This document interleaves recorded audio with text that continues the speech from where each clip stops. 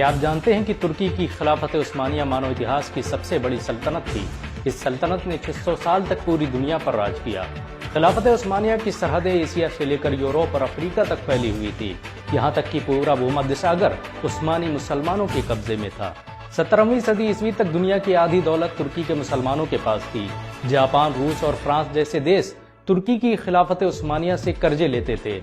ये सल्तनत इतनी बड़ी थी कि जब इसका अंत हुआ तो 42 नए देशों का निर्माण हुआ। खिलाफत उस्मानिया की स्थापना तुर्क सरदार उस्मान ने की थी। ये काई कबीले के मशहूर शासक अर्तुगरुल गाजी का बेटा था। खिलाफत उस्मानिया ने मात्र 100 साल के अंदर ही आधी दुनिया को जीत लिया था। मिस्र से लेकर फिलिस्तीन, जॉर्डन, यहाँ तक कि इटली, मलेशिया और फ्रांस के अधिकांश हिस्से खिलाफत उस्मानिया के कब्जे में थे। आपको ये जानकर शायद हैरानी हो कि मैसूर के शासक टीपू सुल्तान भी खिलाफत उस्मानिया का हिस्सा थे। उस्मानी सुल्तान सलीम ने उन्हें भारत में अपने नाम का सिक्का चलाने की इजाजत दी थी। बहुत कम लोग जानते हैं कि सल्तनत उस्मानिया का अपना खुद का बैंक था। 1863 में तुर्की हुकूमत ने इंपीरियल उस्मान बैंक की स्थापना की थी, जिसका मकसद देश के गरीबों और कमजोर लोगों की मदद करना था। 20वीं सदी की शुरुआत तक इस सल्तनत में रहने वाले लोगों की प्रति व्यक्ति आय अमेरिका, रूस, जापान जैसे देशों से अधिक थी।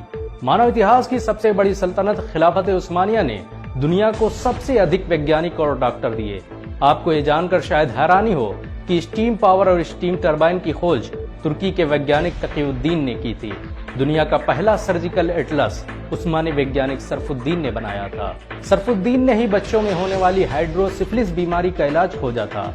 इस महान वैज्ञानिक ने हाथों की सर्जरी के बाद लकड़ी की पट्टियों को बांधने की जिस परंपरा की शुरुआत की, उसे आज पूरी दुनिया में इस्तेमाल किया जाता है। ऑपरेशन के दौरान जिस चिमटी, स्कैल्पल और कैथेटर को दुनिया भर के डॉक्टर इस्तेमाल करते हैं, उसकी खोज उस्मानियों ने ही की थी। चाय की खोज करने वाला खालिद भी एक तुर्क मुसलमान था। आपको ये जानकर शायद हैरानी हो कि दुनिया की सबसे पढ़ी लिखी आबादी उस्मानी साम्राज्य में रहती थी। दुनिया के सबसे बड़े स्कूल और कॉलेज खिलाफत उस्मानिया का हिस्सा थे। ये दुनिया की सबसे आधुनिक सल्तनत थी, जिसकी हर मस्जिद और मदरसे में लाइब्रेरी की सुविधा मौजूद थी। तुर्की के मुस्लिम शासकों ने अल अखियान नाम के एक संगठन की स्थापना की थी, जिसका मुख्य काम मुसलमानों की आर्थिक मदद करना था। अल अखियान अमीर लोगों की जमात थी, जिन्होंने अपनी सारी दौलत मुसलमानों और इस्लाम के लिए दान कर रखी थी। इतिहासकारों की माने तो खिलाफत उस्मानिया के तीसरे सुल्तान मुराद प्रथम ने ही दुनिया की पहली जानिसारी फौज की स्थापना की थी। ये सुल्तान के पर्सनल बॉडीगार्ड थे, जो आसपास की चीजों पर नजर रखते थे। यहीं से दुनिया में बॉडीगार्ड रखने की परंपरा शुरू हुई। आपको ये जानकर हैरानी होगी कि खिलाफत उस्मानिया ने 500 से अधिक जंगें लड़ी, जिसमें ज्यादातर में उसे फतह हासिल हुई। तुर्क मुसलमानों में ऐसा जज्बा था कि सुल्तान मोहम्मद फातेह ने बैजेंटियम एम्पायर के सबसे मशहूर शहर कुस्तुनतुनिया को मात्र 21 साल की उम्र में फतह कर लिया। उस्मानी फौज दुनिया की सबसे ताकतवर फौज थी। बारूद से चलने वाले हथियारों की खोज तुर्की के मुसलमानों ने की थी।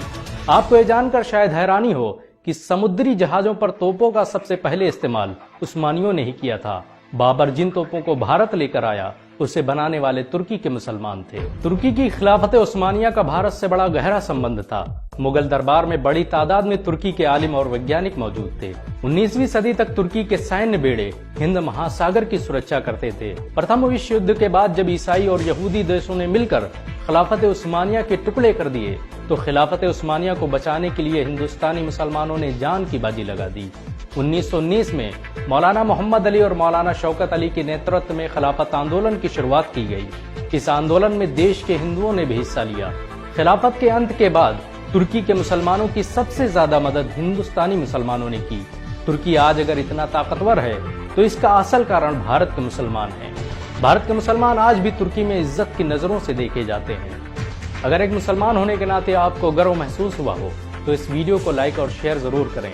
ऐसी और वीडियो को देखने के लिए हमारे चैनल को सब्सक्राइब करें, घंटा जरूर दबाएं।